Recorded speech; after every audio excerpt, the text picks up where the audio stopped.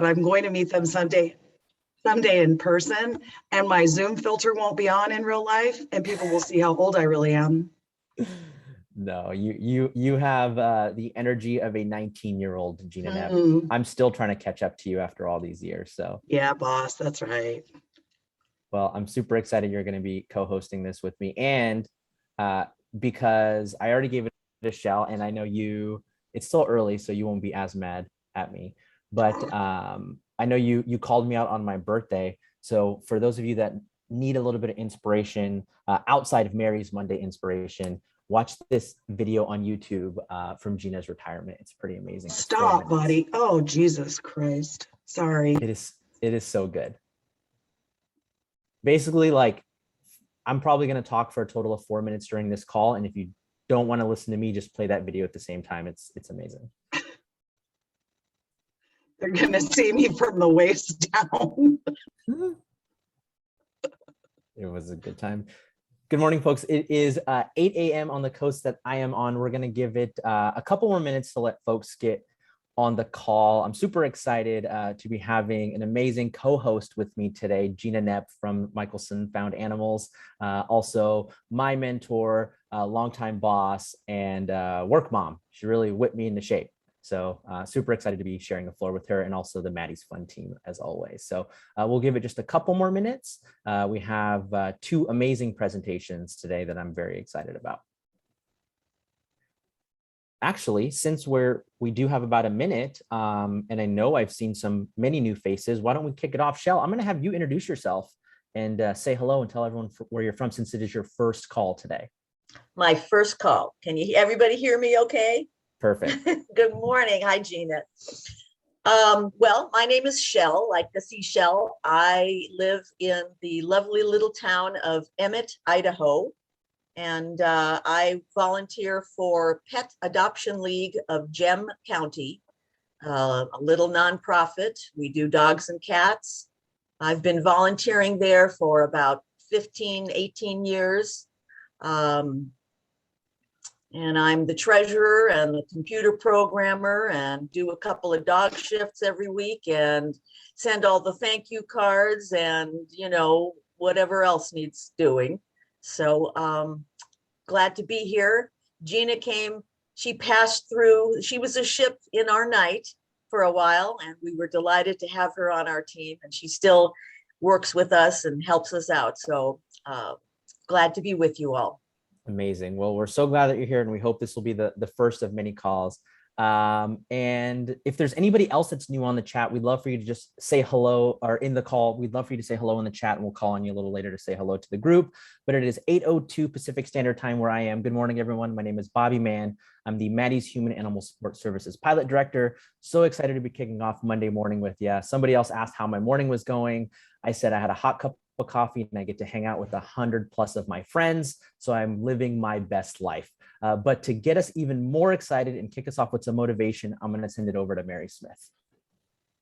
Thanks, Bobby. Good morning, everybody. It's so great to see you all. So I just want to remind you all that on October 20th, we're having a candid conversation with our very own Allison Cardona. Allison is the Deputy Director of LA County Animal Services. And I'm telling you, she has a story that you want to hear. You do not want to miss that. So our Allison Gibson has put the link in the chat if you want to sign up for it. Okay, so I watched 60 Minutes last night. I don't know if anybody else did, but if you did, you probably aren't going to be surprised by the next thing out of my mouth, because I saw the segment of the woman from Facebook who has now released 10,000s of pages of information about the way Facebook works. So here's what I took away from that interview. Hate and anger make money for Facebook. When there is those kinds of posts, people respond to them. Okay, so get this. We tend to respond more to hate and anger. Also, our brain tends to remember the negative. So we are constantly having to fight against type, but we're animal people. And what is it that we believe in terms of behavior? We're not strong on aversives. We're really strong on positive reinforcement. If we could start to apply some of that positive reinforcement on our social media, then maybe the outcomes would start to be different. Is this Pollyanna? I don't give a shit. Maybe it is.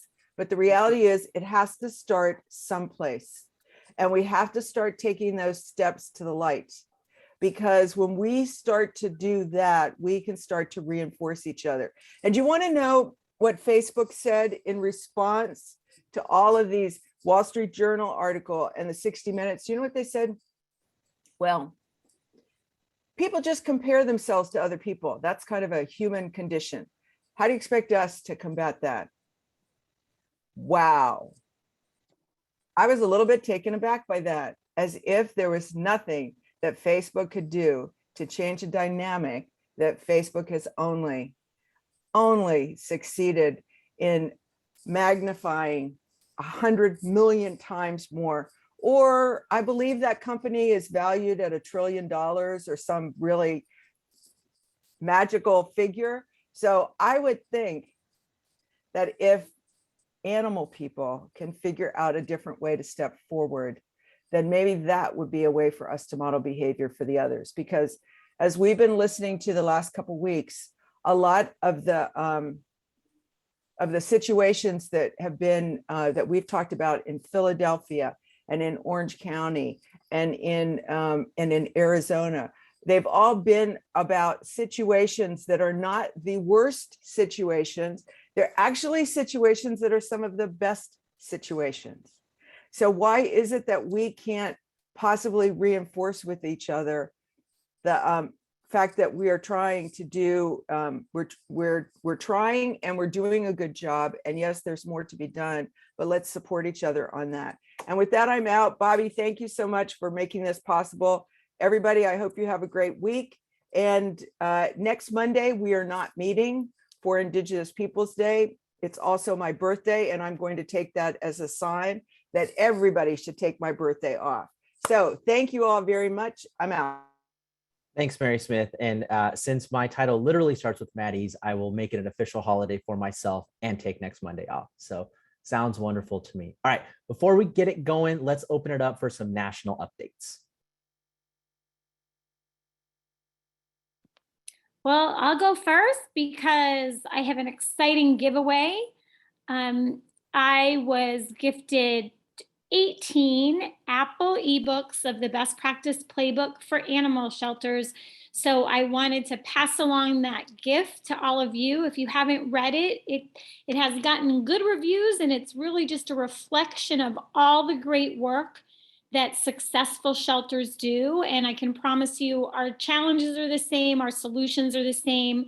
If you have an Apple device, the first 18 people that email me will get a free Apple ebook of the best practice playbook for animal shelters. Thanks, Bobby. Just dropping blessings on us, Dr. P. Your email is going to look like mine when people are asking me for resources after one of these calls. Just lots of positive vibes. Awesome. All right. Anyone else? Good morning, everyone. This is Jamie. I'm the Maddie's Haas project manager. I just wanted to announce that we have launched our job alikes. So for folks that are doing similar work, we're pulling together peer groups for all of you. We have 3 that are launched right now. I'm going to drop the link in the chat to get registered. Please share with your colleagues, but we have philanthropy job alike, behavior job alike, and foster job alikes that are starting, and we have more coming down the pipeline. So we'll announce those as they come forward. Thank you, Jamie Case. That is actually something that I am very, very passionate about, is peer support. We have probably 6 or 7 that are going to be launching before the end of the year, and I'm sure Jamie will be here giving updates every week. So thank you so much, Jamie. Hey, Bobby, I don't work for Maddie's, but I feel like I worked for Maddie's a lot. I wanted to make sure that everybody has the link to the online apprenticeships that are coming up, because the Lost to Found one is a rockin' one, and you and I get to do that together. And I knew I would forget to do it later. So it's in the chat. Sign up. Thanks, GK.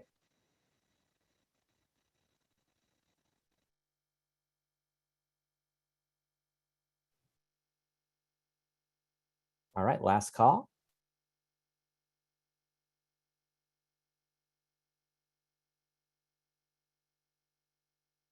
All right, well, let's get it kicked off. And Mary, I'm so inspired by your thoughts, because it really is about us being actionable and being intentional about leading with love. And if there's someone in an organization that is showing us that a picture is worth 1,000 words and always leading with love, and is a dear friend of mine that's always showing me so much positivity, Caitlin Quinn is here from Heart Speak to talk a little bit about the amazing work and resources that they provide for free for all of you.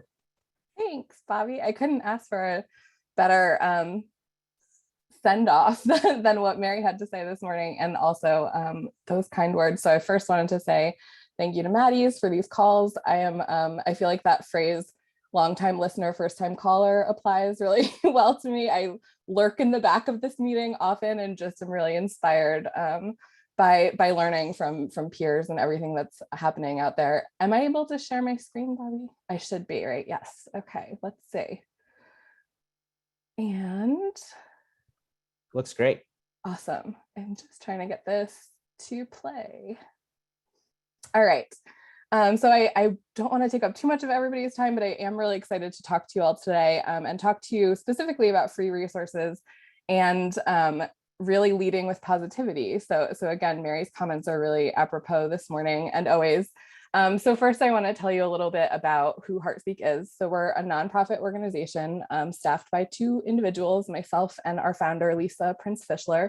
And our mission is really to make sure that we can use creativity combined with advocacy and best practices to really increase the visibility of animals in our shelters and our communities. It started with this amazing fellow here, Iggy. This is Lisa, our founder's dog that she adopted. And really he was, she had owned many pets in her life, but he was really the one that changed everything for her. And I think many of us can kind of relate to that feeling of an animal who really, really does change things for us. And what she found at the time, she was a professional photographer and was donating her time to actually the shelter that I was working in at the time. And she found that she was having a really hard time convincing other photographers to do this work as well, either because they didn't really understand, what was happening in shelters or how important that was. But I want you to try to think back 11 or 12 or 13 years ago to what our photos looked like at the time, because our cell phones certainly weren't as fancy. And many folks didn't know how to use digital SLR cameras. So that really became a passion point for her to take action and to found this organization. And really for her, it was not just about the photos, but it was really about how do we get people to collaborate? How do we get other artists to kind of step into that space and collaborate with their local shelter or rescue and make something new possible? So from there, I'll skip ahead several years to kind of where we're at now in terms of programs. And really, I'll talk to you more specifically about those in a moment, but all of our programs are designed really with animal welfare organizations in mind, and how we can rise to whatever the emergent needs are when we know that our field has continued to really continue to evolve rapidly over the past decade, and make the marketing process from strategy through to completion really easy for anyone doing that job. And that is for all the folks like Shell, who introduced herself today, who are wearing many, many, many hats, right? Through to teams of marketing professionals. We want to be kind of that solution for all of those folks, no matter what space they occupy, no matter what their budget is, no matter the size of their organization. So our programs that I'll talk to you about are that Original Artist Network. Then we also developed a collaborative training program. And since then, in the last 6 or 7 years, we've really bulked up our creative resources and our design tools, which I will preemptively give a huge shout out to the Innovation Showdown for where we've been able to make huge advancements with our design tools. So I shared that experience with Bobby, so that this all feels very full circle in that way. But before I talk about those programs, I did want to just kind of give you our manifesto of sorts, the thing that drives Lisa and I and the organization, our board, really are these set of beliefs. And some of those include that marketing is a part of a life-saving strategy. Oftentimes, and I know exactly what this feels like from my own experiences in sheltering, marketing feels like the last thing on the to-do list sometimes, because it feels like it takes too long, or it feels difficult, or there's just too many triage situations that are coming, to our attention first. But we really do aim to make the process of marketing something that doesn't feel like it needs to be slick or expensive, but really feels like something authentic and feels like we are engaging with our community. So that comes through in a number of forms that I'm happy to talk about offline, because it really is my passion. But we also are really, really focused on how to leverage the work of our entire animal welfare community. So we don't necessarily stand in the place of saying that we know everything about marketing. I think especially the last 2 years and the pandemic have taught us all that we need to lean on each other, listen to each other, learn from each other, and really be able to develop solutions that work for all of us. And sometimes that's not something that my experience is going to teach me. It's something that your experience is going to help me understand. And we hope to create the tools that can be in place for those situations. So very quickly, again, with respect to time, I'm just going to go through each one of our programs so that you know how to take advantage of them. The first is that Artists Helping Animals program, that artist network. We have currently 500 plus registered artists, mostly photographers, but also folks who are graphic designers, who are website creators, and even painters. We have someone who's a jeweler. So any kind of needs that you have in the shelter that don't necessarily feel possible for you to accomplish all on your own, think of that artist network and how you can lean on those folks to be able to contribute to the work that you're doing. You can find that on our website under Find an Artist map. Our training program was kind of jettisoned due to the pandemic in the way that it used to exist. So it used to be 2-day intensive training in different facilities where we worked with a local shelter and their rescue communities. So really trying to, again, take that collaborative approach. But in the last 2 years, like all of you, we have gotten really creative about offering programs virtually and have really worked to create webinars and online workshops from that content, as well as some self-paced courses that we have coming out at the very end of this year. So the first one will be a cell phone photography course. It'll be 100% free, like all of our programs. And we would encourage, fosters, volunteers, staff members to all go through that course and take advantage of it. The next two pieces I think are especially relevant, especially if you are sitting in a seat where you wear multiple hats, and content creation, I think, can be the thing that weighs on us a little bit in those positions sometimes. The first is our EDU program, which really is a clearinghouse for things like blogs, ebooks, downloadable toolkits, interviews with other marketing professionals where we can kind of have that experience of learning from other people's wisdom, and tutorials, things like how to use Canva, how to apply images in Canva, how to remove the background in Canva, all of that kind of stuff. And finally, the design tools, which I will give a second kind of plug to Maddie's and Petco Love, especially, who's been a longtime supporter of Heartspeak, for having us be part of the Innovation Showdown a few years ago. And it was an interesting moment to have been pitching an idea like an online creative design tool, because Canva kind of hit its peak right after that moment. So it allowed us to work with the folks at Canva to really figure out how can we use the template system in Canva the most effectively? How can we make sure that we can take advantage of this existing technology and then apply animal welfare specific graphics and templates to it? So it was kismet that way, that Canva was just kind of coming into its own following that time. So our Petblicity program really is 400 graphics, so individual graphics, as well as Canva templates. So you sign up for the Canva for Nonprofits program, or you use the free version of Canva. So again, no cost should really be involved for you to take advantage of those existing graphics for both print and for digital media. We also have a part of our kind of design tool compendium is Images with Heart, which is a stock photography library that we started a few years ago. It's images taken by members of our Artists Helping Animals program. And we currently have almost 4,000 images featuring rescue and shelter animals. And we've put a real emphasis in recent years on the kinds of imagery that will support animal welfare. So animals wearing collars and tags, animals with people, kind of showing those connective those real connective kind of images that we want to use in storytelling and really emotion driven. And we also, just for fun, have a huge collection of Giphy stickers. So if you're using Instagram stories or Reels, or if you're on TikTok, just search Heartspeak. It can be all squished together or 2 separate words, and you'll come up with a ton of GIFs that you're welcome to use, and they're unbranded, so you can really go wild with them.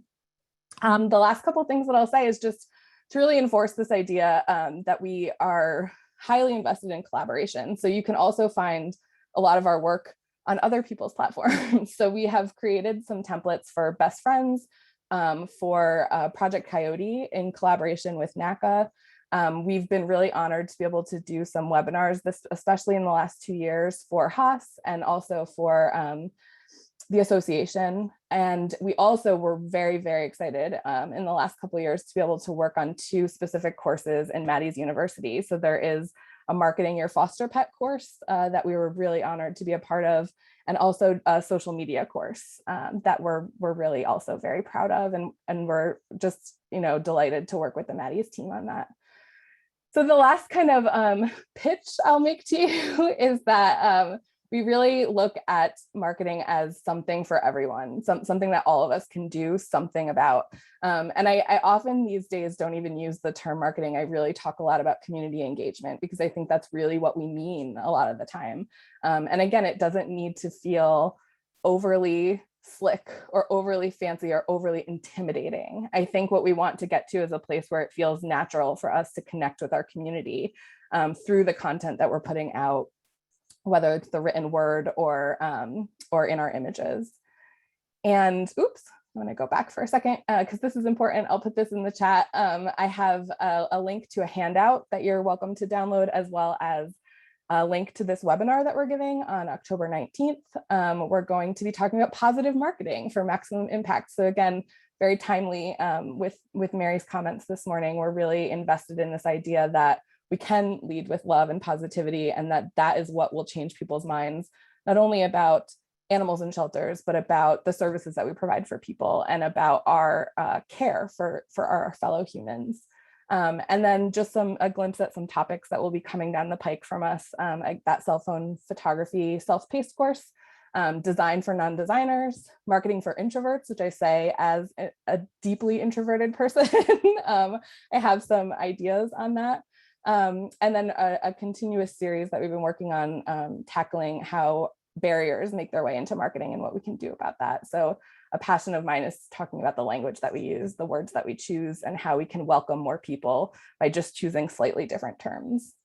So that's all I have. I'm really grateful for this time. And again, really, really grateful to Petco Love for their ongoing support of us, and to Maddie's for this amazing opportunity. I'm very, very grateful. And I hope if anybody has questions, you'll just feel free to reach out. And Caitlin, looks like Sharon has a question about to register for the webinar. I'm only going to take, I'm going to ask you to unshare your screen. I'm going to just take two more minutes before I hop it over to Gina for our big presentation. But for those that are on this call, how many of you have raised funds online because you posted a story about your pet at your shelter that needed help? Whether it was a medical fundraiser, whether it was, oh yeah, look at all these hands going up, right? Caitlin is in the business of helping all of you get better at your job. She has none of her own pets to be able to tell her own stories to the community, to do her own fundraising for her amazing organization. How many of you would buy me a coffee? Just put your hand up. If we're friends, you come to this call, how many of you would buy me a coffee? This is my ask. It is our job to lead with love and to support the people that support us. I am dropping in the chat the donation page for Heartspeak. I would ask all of you, don't buy me a coffee, donate $5 to their organization to thank them for the hard work that they do. And I'm going to ask one other ask. I personally, out of my own pocket, am going to donate $50 today to Heartspeak. I'm asking at least one other person on this call to drop in the chat, say that they will match me and donate $50 to this amazing organization.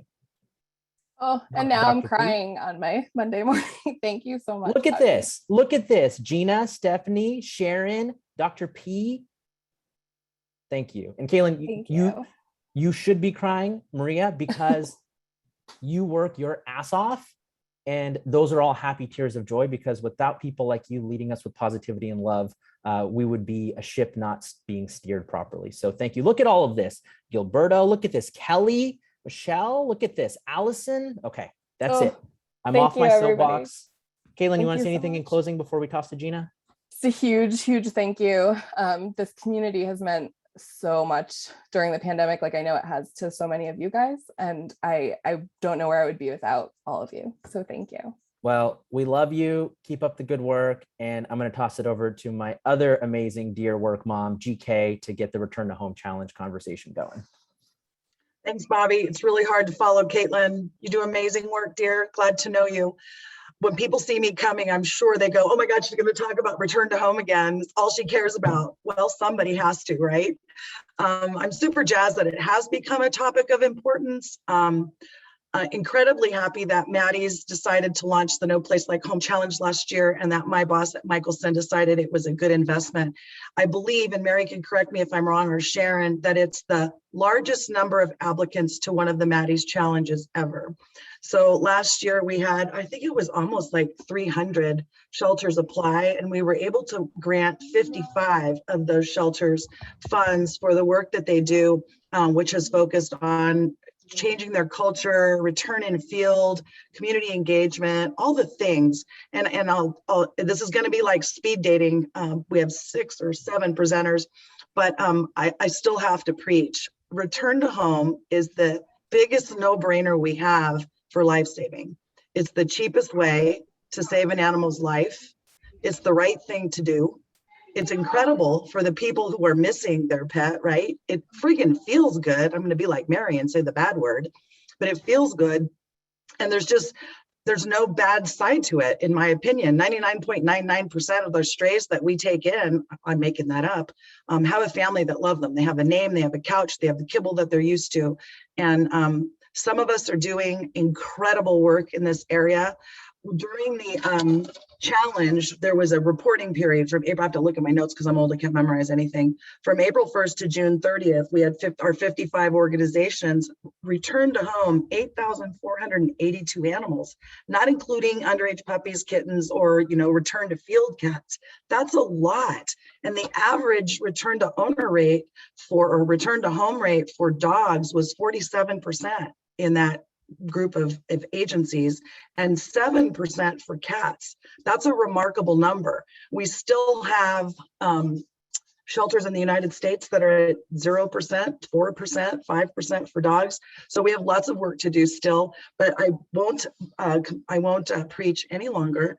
And I think Allison is going to drop some links in the chat to the toolkit and also online self-guided course on return to home. And hopefully some of you are killing it and will keep doing so and inspire the agencies around you. And some of you will learn something today or hear something that might inspire you to try something new. So without further ado, I'm going to start with Marin Humane. When I think of Marin in California, I think of really rich people, but I know that's not really true. With us, we have Cindy Machado, and they won some funds for their community engagement. Cindy, where are you? I don't know. I'm at the top on my screen. Hi, everybody. I see you. Okay, good. Cindy, tell us what Marin did. I mean, you guys won some money, obviously for good reason. Give us an overview. Yes, thank you for allowing me to share. So number one, we just set out to have a whole lot of fun, not just with our team, but with our community. And so with that came a lot of innovation, a lot of willingness to try new things that we've never tried before, including software systems, which for some of our team members were a little hard. The funny thing, postering and flyering neighborhoods, always with the attention to use Spanish if we were in those neighborhoods. That was a new thing for many of our staff, especially our younger, newer staff that never thought that was a non-technology tactic. And I think what happened is we really focused on emphasizing when you lose someone special in your life, it's an emergency. And so my theme was, this is just like missing children. When you're missing a pet from your family, a lot of people in Marin and nationwide and worldwide really care and are really concerned. And so we set up a concierge service, literally, and keeping pets out of the shelter was our main goal, and keeping them in happy fostering finder situations or with our community members, and just really, really engaging the community to help us. Networking with our veterinary hospitals, of course, but also just really making sure people had identification on their pets, microchipping, tagged safety collars for cats, and using our social marketing and just endless resources in the community to help us. And Gina's right, Marin is known to be one of the wealthier communities, but we also have a lot of underserved people, and we do a lot of community engagement and pet food pantries and all of those pet safety net things, which are really important. Whenever we do anything, we're always including that message about finding your missing pet and preventing your pet from going missing in the first place. And so for us, it was just a lot of fun. It was fun to see the numbers, but more importantly, the amazing stories that are priceless. I mean, some of them were phenomenal. Some of them blew us out of the water because our staff sometimes have bias on people and what their stories are. And we had so many stories that taught us to really remember to not have biases. Everybody has a story. Sometimes we get all the details of it, sometimes we don't, but you really have to trust people that they'll tell you the truth when they trust you. And that was probably one of the best lessons we learned overall. And Cindy, if I recall correctly, one of the surprises for Marin was how engaged the community was in helping lost animals get home without your intervention, right? That was. We actually have a brigade of volunteers that use scanners, so that, my goal is to get a scanner in every community in every neighborhood. And so it really focused on drilling down to the localized cultures of each neighborhood. So, we have 11 different cities that we serve, including the unincorporated, but each one of those little communities is so different and so unique. Some have amazing resources with people and with skills you'd love to have, but it really meant finding those people, engaging with them, and having them help us help animals. And what we found didn't surprise us, but during COVID, it was one of the best silver linings is so many people have so much help that they want to give us. And we just failed for years to really ask them.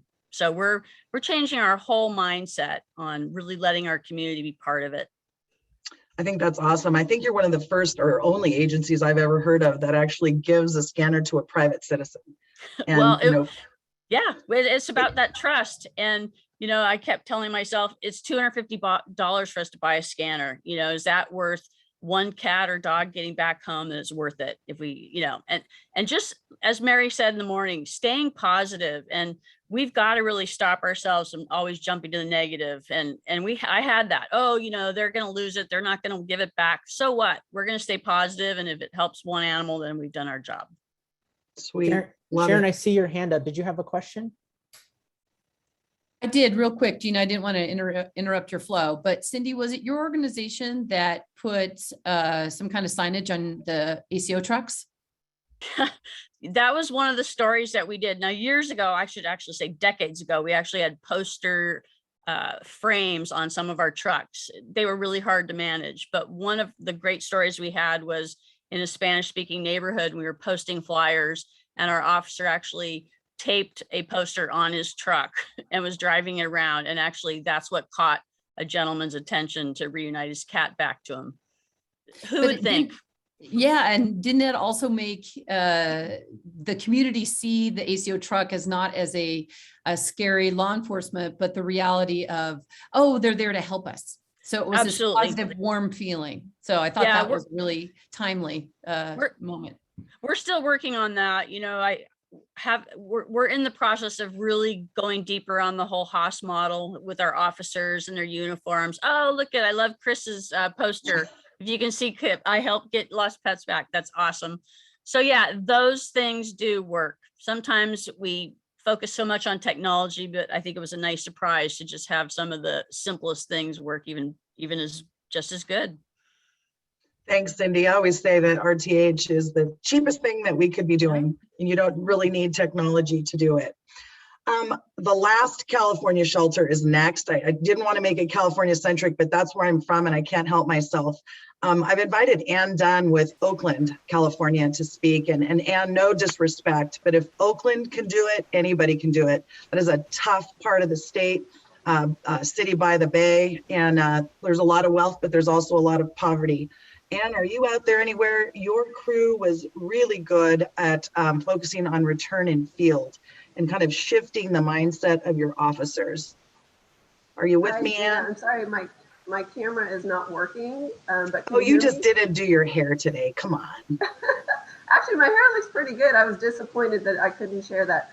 I'm glad you said that because I always want to start with if we can do it, anyone can do it. Our starting point before we started emphasizing return to home it was not uncommon at all for an animal to come into the shelter who had a microchip, and it could be days before anyone even started the process to figure out whether we could get that animal home.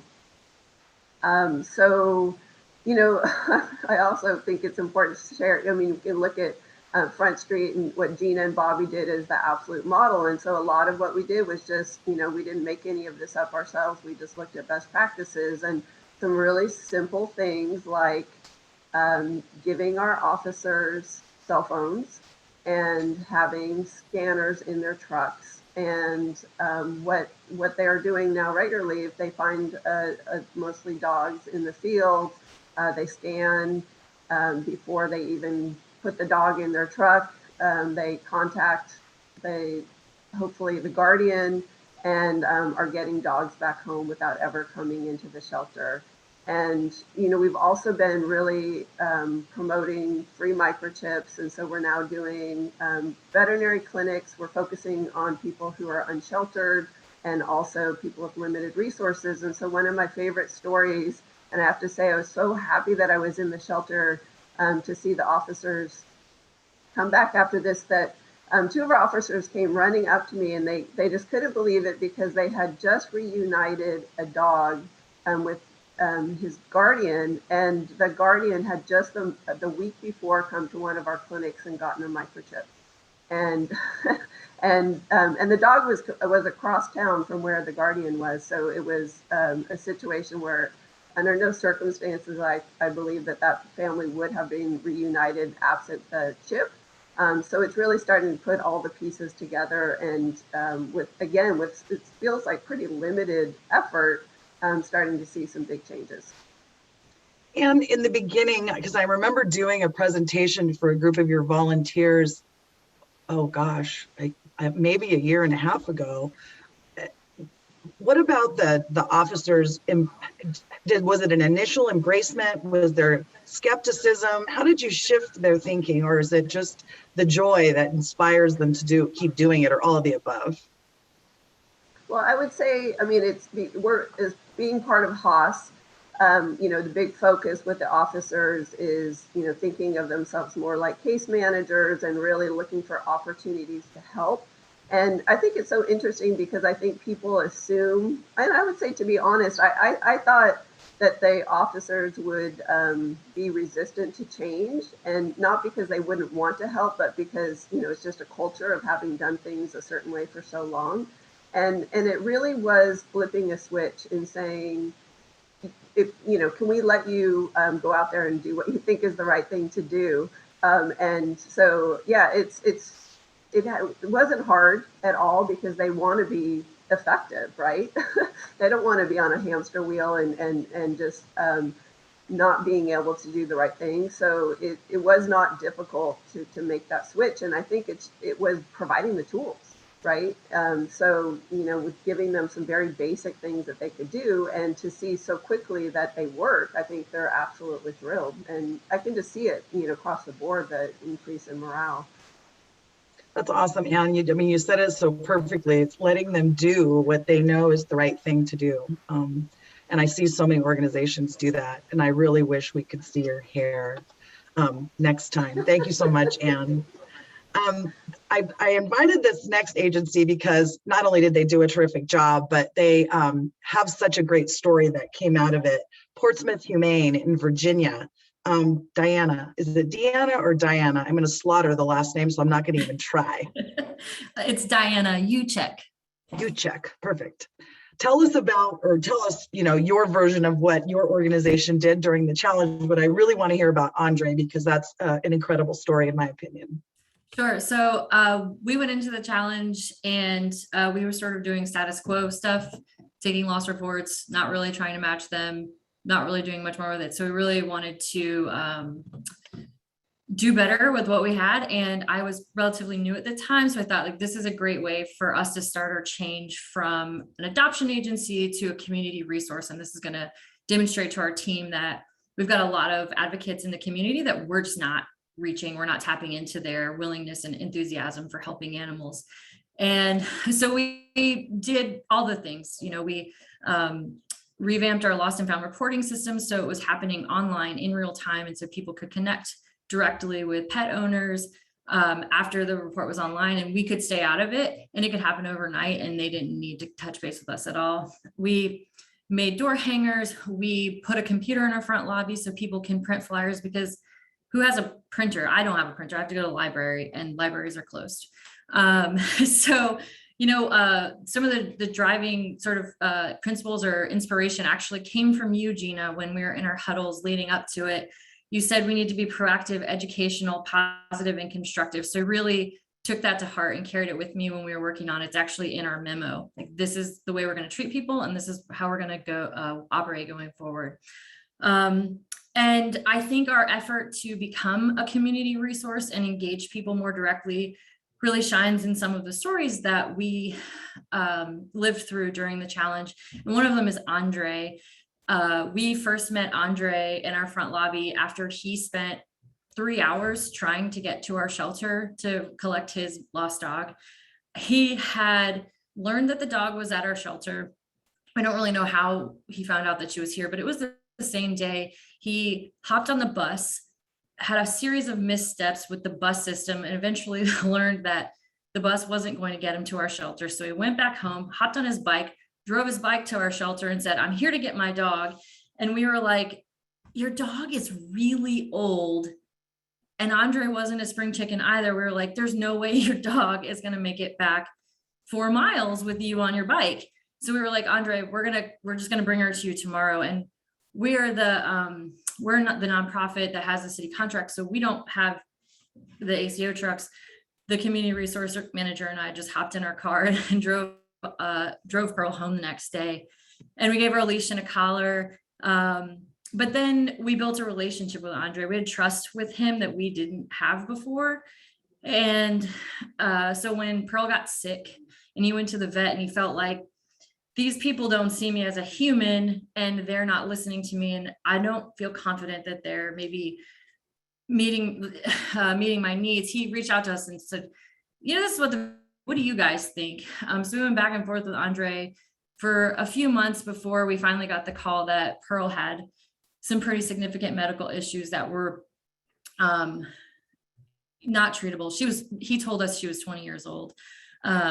And when it came time for Pearl's end of life, Andre trusted us with that because we had that relationship with him, and he wasn't there. So we actually sent a team out there to sit with him and Pearl and figure out what was going on. And we were able to provide end of life care with Pearl and Andre. But the thing is, it didn't stop there. Andre got to the point where he was like, "Ready for a dog. You guys are going to give me a dog. I'm going to foster for you." So we've been working on matching Andre with a good foster dog. We kind of know that when he ends up with a dog, it's going to stay forever. And then one of our initiatives in becoming a community resource is that we want to put pet food pantries in the community. And we have identified Andre's home as one of the locations for our community pet food pantries. So we really got to develop big relationships out of this challenge.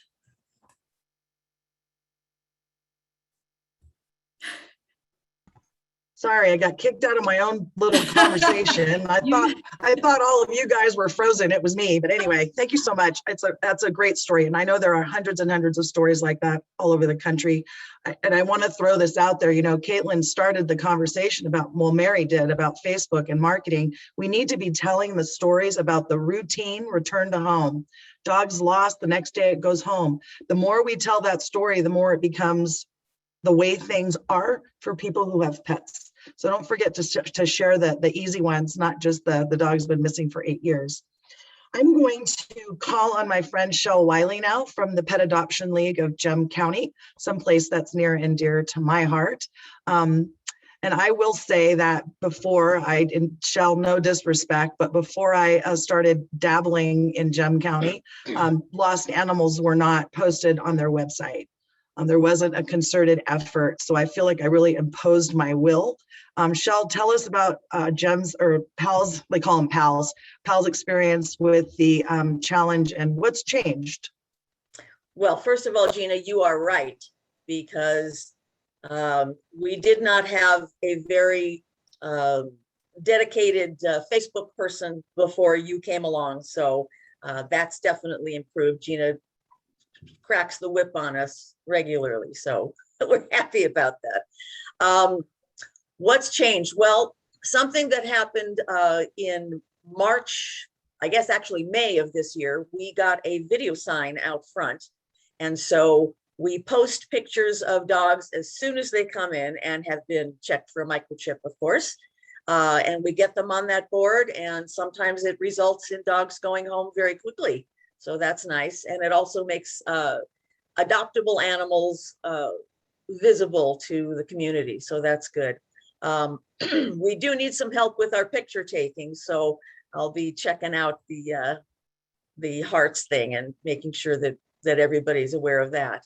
One thing we did with this grant money is we've got a dog tag machine, and we go out to community events. I just did the Harvest Festival last weekend and set up a booth and give away free tags. And it brings people to the booth, and we get tags on those dogs with phone numbers. We talk about Pal a little bit, you know, do our little song and dance. And when animals do come into the shelter and are reunited, we make sure that that dog goes home with the tag and a collar if he needs it. And just want to make sure that all these animals can get back to their homes as quickly as possible. Awesome. And one thing that we always talk about, so dog centric, you're now, you got a microchip donation. And so you're microchipping the kittens or the That's cats. right. So, and that had not been done before, and and this is kind of funny to me. Why aren't we chipping our cats? It's because they're indoor only, right, folks? Right? Yeah, sure. Yeah. Thank you so much for being here. A lot of nice things are happening in Little Gem County, and it's really exposed me to Middle America, rural America. It's very different, but it only takes a tiny bit of effort to inspire a change in culture. So I think PAL is on its way to being rather premier. I agree. I do want to say one more thing. Okay. We had a local fellow died in January and had left half of his estate to us and the other half to Idaho Humane Society. So that was a real windfall for us. And we are spending that money. We've improved our chain link fencing. We've redone the parking lot. We've sealed the floor in the dog kennel. We're really doing things. So it's something to ask your community to consider remembering you in their wills. 100%. Thank you, Shell. Say hi to the crew for me. All right, we have enough time to do the last two, maybe a room for questions. I don't know, but maybe not. You guys all know how to find me if you do have questions. I would like to move on to Joe. Are you here? Joe Stafford with the Animal Rescue League of Iowa. I am, Gina. Yeah, you guys won for your community engagement, and I'm really curious to know, you talked about in the post reporting a desire to, what was it? Reclaim surveys of the people who came and got their lost animal and surveying them in the future. Did that ever get launched? It did, Gina, and the information that's been gleaned from that, and we've since gone to voice over internet and some software that lets us do that with technology over the phone, making it much, much easier. And the information that's been gleaned from that has just really helped us continue to move the program forward. And the grant money that we received was really a direct result of our marketing team, who probably did the most heavy lifting on this. And I don't want to take credit for that because my friend and prior colleague, Stephanie Filer, who's now with SAC, is the one that put all that together along with her team. So really, it was about engaging the community as others have said, and then getting feedback. And what that really has resulted in is I'm hoping in the next couple of weeks, we'll be able to get on the agenda with City Council, bringing some of that information forward and removing some of the significant barriers that still exist within our community. If you lose your dog today and come reclaim it today, you're looking at about $200 if it's unvaccinated and unlicensed. And in a community like Des Moines with a lot of poverty with COVID, that's just not possible for folks. So, you know, all the work that we've done through the challenge, I think is leading us to bigger and better things, which, you know, ultimately for me, having been in field services my whole career, and I still manage that as part of my responsibilities, really is about keeping animals with families and helping our staff understand and believe what you kicked this off with. I mean, the majority of pets that come to us are lost, missing their families, and they are better off with their families. And that ultimately is the goal and the shift, I think, of the mentality that we've created. And I'm so grateful to you and all of the sponsors, you know, that made that possible, because I felt like this gave us a reason to really focus on that and then move this forward. And we were able to return about almost 67% of the dogs during the challenge. And more importantly, and what I'm even more proud of, is almost 10% of the cats. I mean, because as we all know, they get the short end of the stick, in my opinion, and they have families who are just as loving, and those animals mean just as much to them. So really focusing on that. And then the grant money we were so graciously given, we bought microchips with that, and Mickelson's microchips, which were much less expensive. And we're paying that forward to the point last weekend. Our pet support services did a community event where 50 Iowa State University veterinarian students came down, and we made sure all the pets that we're seeing had those microchips, and we're continuing to do that work. So so grateful for everybody that worked so hard, you know, on this, and Gina, especially for you leading this. I mean, you really are, you know, my hero. As soon as I heard you talk, it just warmed my heart, because I believe that's where our efforts should be. And adoptions are wonderful, but they're not as good as keeping families together. Thank you, Joe. Love that. Just so that everyone is clear, could you just give a minute on that post reunification survey? What questions are you asking people? And you alluded to it. What are you going to do with that information? I think that would be really enlightening to everyone. And I don't have the full survey here in front of me. I could probably look through this, but it was just mostly general, you know, experiences about customer service, asking how we could do better. What were the major barriers? You know, how did you learn about your pet being at, you know, our facility, things of that nature. And then, you know, a real commitment to do something about that, just not collecting it, but, you know, seeing how we could adjust things very quickly on the fly without, you know, a 6-month study on what might work or not work, just changing. And I can post that survey in the Maddie's Pet Forum if that would be useful to others. Thank you, Joe. I mean, I haven't said it yet, but data. You know, are we asking people, how did you know your animal was here? You know, and if it was Facebook 9 times out of 10, then, you know, even though Mark Zuckerberg may be an asshole, his platform works for us. So don't forget to ask those questions. Joe, I can't wait to see what happens with your elected officials and the people that hold the purse strings. So I think it will tell a very interesting story. Very interesting. Thank you so much for being here. Thank you. You're my hero too. All right, last but not least, where are you? I'm losing my mind. I'll get it back in just a second. I know who I'm going to talk to. Why can't I find your name on my list? Andrea, geez, don't get old. It's really bad for your health. Andrea's from Georgia with Lifeline, and they won a big prize. I think you guys got $5,000, which is awfully nice, especially since return to home is cheap. But I just love what happened at your organization, and how I describe it as you threw everything at the wall. And so tell us a little bit about your efforts when it came to the challenge and return to home. Yeah, thank you, Gina. And it's funny because when we first started with this challenge, I got our community support teams together because they're the ones that generally handle the return to home cases. And I said, let's all meet next week and brainstorm ways that we can do this, right? And I started a Google Doc, and I was like, after looking at some of the best practices and webinars and things like that, I had jotted like a few things down that we could do. By the time I got to the meeting, the list was like 5 pages long. And I was really excited because the one thing we talked about was the culture shift with return to home. And just talking, that meeting was so great because everybody was so excited about it. And I was like, our culture shift, apparently we just haven't brought that out because everybody's very engaged in it and very excited about it.